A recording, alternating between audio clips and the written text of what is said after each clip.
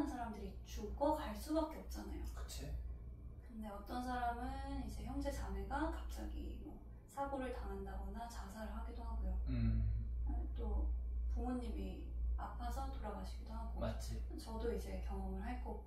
이 사랑하는 사람들에 대한 죽음을 어떻게 하면은 편안하게 받아들일 수 있을지. 그래, 맞아. 그게 굉장히 어려운 문제이긴 한데, 자, 일단 이제 이거는 내가 즉답을 해주는 것보다 니까야라고 하는 그 붓다가 설법을 해놓은 것들을 모아놓은 경전이 있거든. 네. 이제 뭐 불교라고 생각을 하기보다는 삶의 방식을 붓다라는 성찰, 통찰력을 가진 분이 그걸 어떻게 설명했는지를 한번 얘기를 해줄 테니까 그걸 갖고 한번 고민을 해봐봐. 네.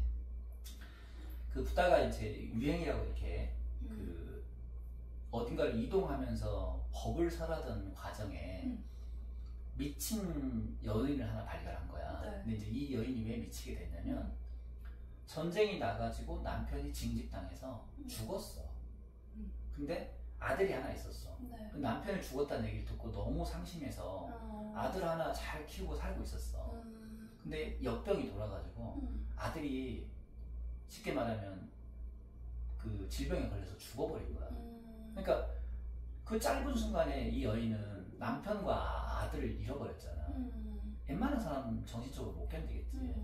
그래서 이 인도의 그 풍습은 사람이 죽으면 6시간 이내에 화장을 하거나 물속에 버리게 돼 있어. 왜냐면 인도가 날씨가 덥고 습하기 때문에 금방 부패해 버린다고. 그러면 이제 전염병이 생기거나 악취가 나니까 그렇게 하거든. 근데 이 여인이 미쳐버렸으니까 이 집착이 너무 강해가지고 이 죽은 아이를 포대기에 안고 몇 날 며칠 썩은 시체를 갖고 돌아다니는 거야.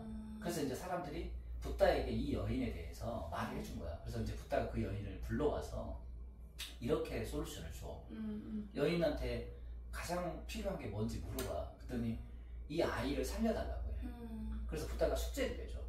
그러면 내가 너의 아이를 살려줄 건데 어떻게 살려줄 거냐면 너가 지금부터 뭐 일정한 기간 동안 어디 집들을 가봐가지고 주변에 있는 민가를 가봐가지고 단 한 번도 죽음을 경험하지 않은 집이 있다면 그 집에서 작은 겨자씨 하나만 얻어오면 네. 내가 너희 아이를 살려주겠다라고 이렇게 얘기를 한다고. 그래서 이제 미친 여자는 막 돌아다니면서 모든 집을 가봐. 그래서 혹시 이 집에서 사람이 한 번도 죽지 않은 적이 있었나요? 라고 물어보는 거야.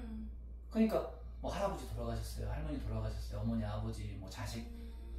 그 여자와 똑같이 전쟁 나서 남편이나 아들들이 끌려가서 죽었을 수도 있고 네.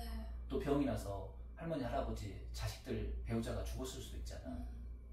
어떤 집도 죽음을 경험하지 않은 집이 없는 거야. 그렇게 해서 일정 기간이 지나서 그 여인이 이 세상에 어디를 가도 죽음이라는 건 피할 수 없구나라고 스스로 느낀 거야.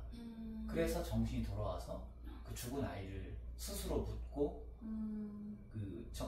행복하게 살았다라는 그 일화가 나오거든. 네. 그럼 이제 쌤이 너한테도 똑같은 질문을 해줄게. 네. 그럼 너가 생각할 때 인간이 태어나잖아. 그쵸. 늙잖아. 네. 병들잖아. 네. 죽잖아. 네. 이 과정을 우리가 생각으로 피할 수 있거나 거부할 수 있는 사람이 있냐는 거야. 그건 없죠. 없잖아. 네. 그러면 이제 네가 놓치는 거 뭐냐면 사랑하는 사람들, 가족이든 연인이든 자식이든 그 사람들에 대한 애착하는 마음이 있는 걸 우리가 부정할 수는 없는데 네. 중요한 건 뭐냐면 그럼에도 불구하고 우리는 자연 법칙을 거스를 수 없다라는 거야. 그러면 태어나는 것도 네가 원해서 태어났다기보다는 어떤 조건이 맞아서 태어난 거고. 네. 늙는 건 어때? 내가 늙고 싶어서 늙어? 아니요. 아니잖아. 네. 병드는 건 어때? 그것도. 그것도 내가 병들고 싶어서 그러는 게 아니잖아. 어떤 조건이 맞으면 병이 들어. 네. 죽음도 마찬가지야. 그러면 이것들은 자연 법칙이란 말이야. 근데 네가 자연 법칙을 거부하고 싶은 거야. 그럼 너는 어떻게 해야 될까? 사랑한다는 사람을 계속 곁에 두는 게 너에게 행복일까? 아니면 그 사람의 생로병사의 과정이 자연 법칙이라면 그걸 인정하고 받아들이는 게 행복일까? 일단 자연 법칙에 거슬리는 건 저한테는 힘들었어요. 마음이. 그러니까 어느 누구도 자연 법칙을 거스를 수가 없어. 그래서 종교는 그런 안전장치로 뭘 만들어냈냐면 영생이라는 개념을 만들어낸 거야. 천국 같은. 그래서 예를 들어서 어떤 특정 종교는 창조주 절대자를 믿으면 네. 육신은 죽는데 영혼은 하늘에 올라가서 창조주와 영원히 함께 살아. 그러니까 죽음이 아니야. 네. 너무 슬퍼하지 마. 또 이런 질문을 한 거야. 근데 육체가 없어졌잖아요. 그러니까 아니야. 지금은 땅에 묻었는데 나중에 그날이 오면 육체도 같이 들어 올려서 영혼과 육체를 둘 다 영생해 줄 거니까 걱정하지 마. 이렇게 해놓은 많은 종교들이 있어. 네. 그러면 이 사람들은 뭘 놓치고 있는 거냐면 자기가 생각하는 사랑하는 사람이나 소중한 사람들이 자기가 기대하는 모습으로 있어줬으면 좋겠다는 생각을 못 버린 거야. 그렇죠. 그리고 종교에서 말하는 걸 대신 믿은 거야. 그렇죠. 그게 진짜인지 아닌지는 모르지. 알 수가 없잖아요. 근데 이 사람들한테는 믿음으로 인해서 일단 내가 불편한 마음은 피할 수 있었던 거야. 그렇죠. 이게 과연 솔루션이 될 수 있을까? 저한테는 안 될 것 같아요. 왜냐면은 실제 적용이 될지를 모르잖아요. 근데 많은 사람들은 그래 내가 그냥 죽어서 내가 사랑한 사람이 없어져서 슬퍼 이것보다는 야 그래도 이 말을 믿고 어떤 절대자가 있고 영혼을 그분 옆에 갖다 놨고 나중에 죽은 육체도 끌어올려가지고 내가 생각하는 그 모습으로 만들어 줄 것 같아 라고 믿는 마음으로 아픔을 회피하는 거거든. 그렇죠. 나도 죽으면 그를 또 만날 수 있는 그렇지. 거죠. 그렇게 회피하는 거야. 그게 아이러니한 게 쌤, 그러면은 생각으로 괴로웠다가 생각으로 괜찮아진 거잖아요. 빙고 그거예요. 그런데 우리는 쉽게 생각하면 이제 명상하는 나의 입장에서는 결국은 생각으로 때려 막은 거잖아요. 네. 생각을 생각으로 덮어서 불편한 생각을 안 불편한 생각으로 덮어놓은 거잖아요. 그럼 이거를 종교를 믿어가지고 그 다음에 그 믿음을 유지하기 위해서 지속적으로 어디 종교 집회에 참석하고 헌금하고 그 기대를 유지하는 그 에너지면 그냥 스스로 결정하면 되지 않을까? 예를 들어서 내가 그냥 그래 나는 영생할 거고 믿을 거야 라고 생각할 수도 있고 그렇죠. 그리고 그것도 내 스스로 알잖아. 이게 조작이라는 걸. 그렇죠. 왜냐하면 내 마음속에서는 죽어서 난 슬퍼. 근데 이걸 부정하고 싶어. 직시하고 싶지 않아. 그러니까 종교에 안 가고 난 돈도 안 들일 거고 그쪽에 가서 시간도 안 쓸 거야. 그러니까 나 혼자 그러면 영생 시스템을 받아들이는 거지. 그렇죠. 그렇다고 문제가 해결된 걸까? 아니요. 그러니까 진짜냐 아니냐랑은 상관이 없는 거네요. 그렇지. 사람의 괴로움은 팩트 때문에 괴로움을 당하는 사람은 없어. 예를 들어서 사람이 죽었어. 그럼 그 순간의 죽음이라는 거에 대해서 자기 기대가 달라졌기 때문에 그렇죠. 내가 생각하는 이 사람이 이렇게 존재해야 되는데 그 존재 방식이 달라진 거야. 그러니까 거기서 오는 기대의 어떤 다름 때문에 나한테 충격이 오고 이걸 내가 못 받아들이니까 사실은 인위적인 조작이 필요한 거거든. 그래서 영생할 거다. 아니면 천국에 가서 기다리고 있다가 나도 같이 만날 수 있다거나 육체를 들어올려서 내가 기대하는 그 몸뚱아리로 같이 영생할 거라는 믿음을 갖고 가는 거거든. 결국은 이 종교 가진 분들은 쌤하고 동의는 안 하겠지만 내가 볼 때는 셀프 조작이야. 자기 생각을 스스로 조작을 해가지고 좀 센데요. 그냥 믿고 있는 거야. 근데 종교에서는 이거를 축복이라고 얘기한단 말이야.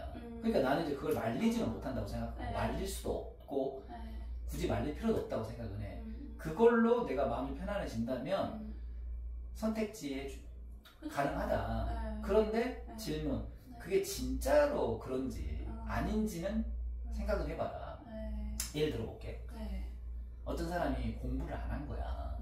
근데 시험을 봐야 돼. 그래서 이거 입사 시험 봐서 붙고 싶은데 자기는 공부를 안 했어.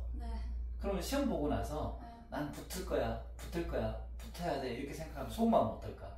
불안해요. 떨어지면 어떻게 하지? 최악을 생각할 거 아닌가?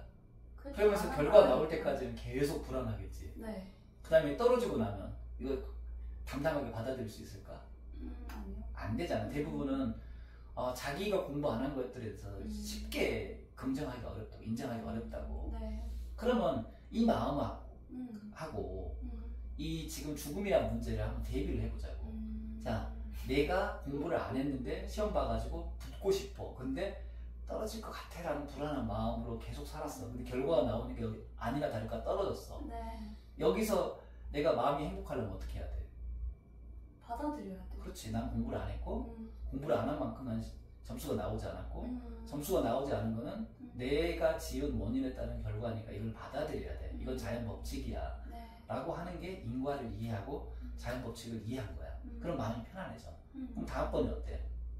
내가 붙고 싶으면 거기에 맞게끔 공부를 하고 시험을 잘 봐서 붙으면 되는 거거든. 자, 죽음이나 무음도 마찬가지야. 죽음은 자연 법칙은 뭐라고? 죽어요. 생로병사는 네. 내가 개입해서 바꿀 수 있는 게 아니야. 네. 그럼 나는 뭐 해야 되냐면 자연 법칙. 태어나면 생하면 늙고 병들고 죽는다라는 이 자연 법칙을 받아들이면 사실은 죽음에 대한 두려움이나 괴로움은 없는 거야. 근데 우리는 이런 생각을 하는 거지. 이 사람, 내가 사랑하는 사람은, 소중한 사람은 안 죽었으면 좋겠다. 근데 그거는 원하지만 얻을 수 없는 소원이야. 이걸 인정한다면 네. 마음의 괴로움이 없다고. 그리고 두 번째, 진짜 그렇게 괴롭다면 이 사람이 죽고 난 뒤에 평생 남은 생을 슬퍼해야 되잖아. 네. 혹시 주변에서 누구 죽었다고 평생 남은 생 슬퍼하는 사람이 얼마나 될 것 같아? 매 순간이요? 그렇지. 없을 것 같은데요? 없어. 네. 그래서 그렇게 애달던 사람이 죽어도 다 인생 살아가. 그렇죠. 그리고 좋은 순간은 웃고 떠들고 그렇죠. 행복해. 그러다 문득 생각이 나서 우울해지거나 힘들어해. 하지만 인생의 대부분은 이거에 대해서 깊이 생각하지 않아. 왜? 그렇다는 얘기는 뭐야? 우리가 진짜 죽음이 정말 시리어스하고 내가 죽어도 못 받아들여. 이런 마음이 진심이라면 그리고 그게 자연 법칙이라고 철저히 믿고 있다면 계속 괴로워하거나 자기도 따라 죽을 건데 어느 누구도 계속 괴로워할 수 없고 따라 죽는 사람은 거의 없어. 그렇다면 여기서 바꿔야 될 거는 자연 법칙이 바뀌길 바라는 게 아니라 내가 자연 법칙에 맞게끔 나의 인식을 바꿔야 되는 거야. 그러면 이해가 되지 않았을까? 네. 혹시 여기서 뭐 의문이 더 남거나 아직도 100% 클리어가 안 되는 게 있다면 질문을 해봐봐. 아니요. 이건 다 이해가 돼요. 근데 남은 거는 저의 마음의 애착인 것 같아요. 그렇지. 이걸 내려놓는 게 그 과정이 쉽지 않은 게 문제지 나머지는 이해됐어요. 그래. 그래서 이제 그 애착의 문제도 둘 중에 하나밖에 없어. 내가 자연 법칙을 이길 수 있다면 애착을 가지세요. 근데 내가 자연 법칙을 이길 수 없다면 애착을 내려놓는 거 말고는 방법이 없어. 그렇지 않다면 종교 시스템으로 가야 돼. 아, 이게 마음에서 진짜 인정이 되면 그냥 내려놓아지는 거죠? 맞죠? 알겠습니다. 자, 이걸로 마치겠습니다. 네, 나마스테. 감사합니다. 네.